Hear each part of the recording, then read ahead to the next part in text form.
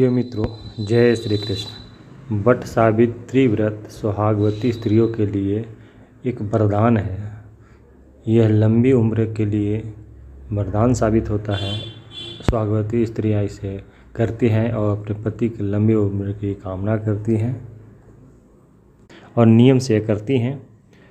What वृक्ष का पूजन करती हैं और उसमें धागे से लपेट करके उसमें उसके चारों तरफ परिक्रमा करती हैं और कथा भी सुनती हैं।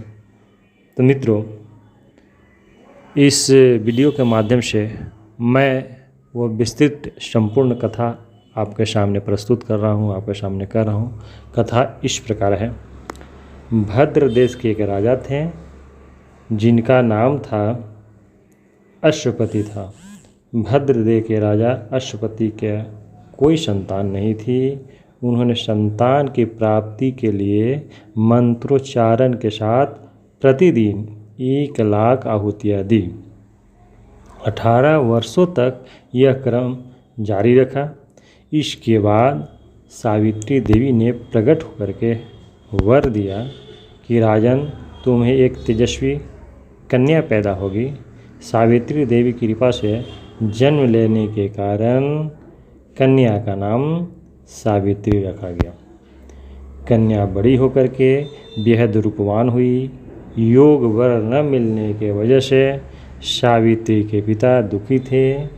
उन्होंने कन्या को स्वयंवर तलाशने के लिए भेजा। सावित्री तपोवन में भटकने लगी। वहाँ साल्व देश के राजा धूमतसेन रहते थे। क्योंकि उनका राज किसी ने छीन लिया था, उनके पुत्र सत्यवान को देख करके सावित्री ने पति के रूप में उनका वरण किया।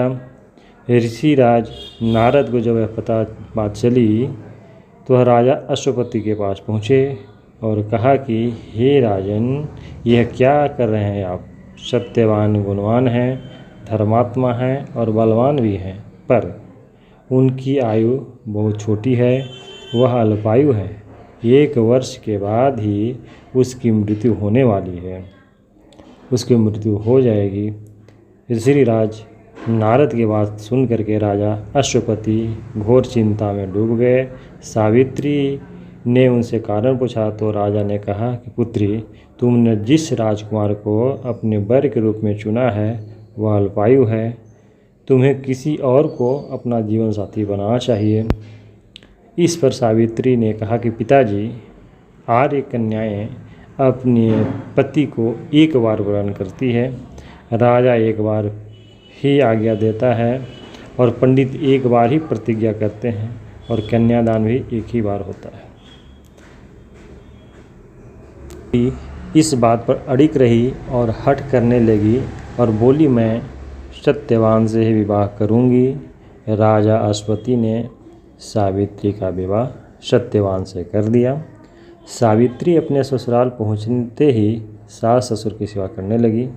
समय बीतता चला गया। नारद मुनि ने सावित्री को पहले ही सत्यवान की मृत्यु के दिन बारे में बता दिया था।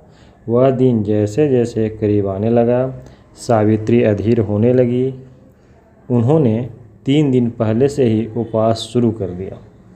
नारद मुनि द्वारा कथित निश्चित तिथि जब आई तब वह पितरों का पूजन किया। हर दिन की तरह सत्यवान उस दिन भी लकड़ी काटने जंगल चले गए। साथ में सावित्री भी गई। जंगल में पहुंचकर सत्यवान लकड़ी काटने के लिए गए पेड़ पर चढ़ गए। तभी उनके सिर में तेज दर्द होने लगा। दर्द से व्याकुल सत्यवान पेड़ से नीचे उतर गए। सावित्री अपना भविष्य समझ गई। सत्यवान के सिर को गोद में रख करके सावित्री सत्यवान का सिर सहलाने लगी। तभी वहाँ यमराज आते दिखे। यमराज अपने साथ सत्यवान को ले जाने लगे। सावित्री भी उनके पीछे पीछे चल पड़ी। यमराज ने सावित्री को समझाने की कोशिश की और यह विधि विधान भी बताया कि यह विधि का विधान है, लेकिन सावित्री नहीं मानी। सावित्री की निष्ठा और पति परायणता को देख यमराज ने सावित्री से कहा कि हे देवी, तुम धन्य हो, तुम मुझसे कोई वरदान मांगो।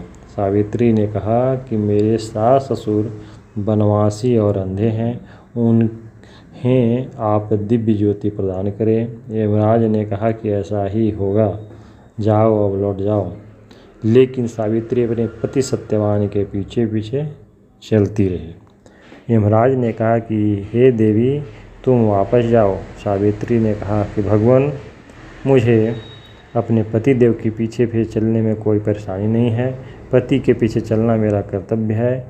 यह सुनकर उन्होंने फिर से उसे एक और वर मांगने के लिए कहा। सावित्री बोली, हमारे ससुर का राज्य छीन गया है, उसे पुनः वापस दिला दीजिए। यमराज ने सावित्री को यह वरदान भी दे दिया और कहा कि तुम लौट जाओ। लेकिन सावित्री पीछे पीछे चलती रही। यमराज ने सावित्री को तीसरा वरदान मांगने को कहा। ईश्वर सावित्री ने 100 संतानों और सौभाग्य का वरदान मांगा। यमराज ने इसका वरदान भी सावित्री को दे दिया। सावित्री ने यमराज से कहा कि प्रभु, मैं एक पतिव्रता पत्नी हूँ और आपने मुझे पुत्रवती होने का आशीर्वाद दिया है। यह सुनकर यमराज को सत्यवान के प्राण छोड़ने पड़े। यमराज अंतर्धान हो गए और सावित्री उसी वट वृक्ष के पास आ गए जहाँ उनके पति का मृत शरीर पड़ा था। सत्यवान पुनः जीवित हो गया और दोनों खुशी खुशी अपने राज्य की ओर चल पड़े। दोनों जब घर पहुँचे तो देखा कि माता पिता को दिव्य ज्योति प्राप्त हो गई है। इस प्रकार सावित्री सत्यवान चिरकाल तक राज सुख भोगते रहे। अतः पतिव्रता सावित्री के अनुरूप ही प्रथम अपने सास ससुर का उचित पूजन करने के साथ साथ ही अन्य विधि विधान भी करें, पूजन पाठ भी करें। और वट सावित्री व्रत करने और इस कथा को सुनने से वैवाहिक जीवन या जीवन साथी की आयु पर किसी प्रकार कोई संकट नहीं आता है, अगर आता भी है तो वह टल जाता है। तो यह कथा इस प्रकार से संपन्न हुई। आज बस इतना ही। राधे राधे। जय श्री कृष्ण।